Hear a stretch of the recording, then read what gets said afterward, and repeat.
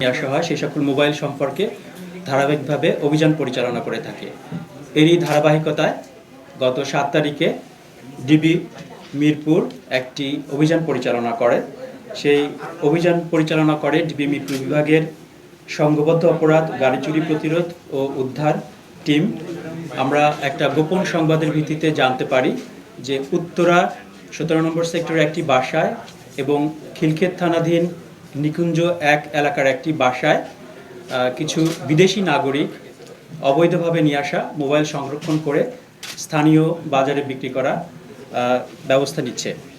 তারই প্রেক্ষিতে আমরা উভয় জায়গাতেই অভিযান পরিচালনা করি এবং উত্তরা 17 নম্বর সেক্টরে অভিযান পরিচালনা করে একজন চাইনিজ নাগরিককে গ্রেপ্তার করি এবং সেখান থেকে আমরা 58টি আইফোন উদ্ধার করি।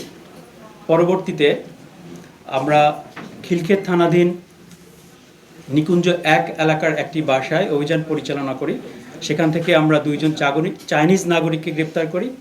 পাশাপাশি সেখান থেকে আমরা 305টি আইফোন উদ্ধার করি এবং বিভিন্ন যন্ত্রাংশ এবং আইফোনের বিভিন্ন পার্টস সংযোজন করার জন্য যে ধরনের মেশিনারিজ ব্যবহার করা হয়ে থাকে সেগুলো আমরা উদ্ধার করে থাকি।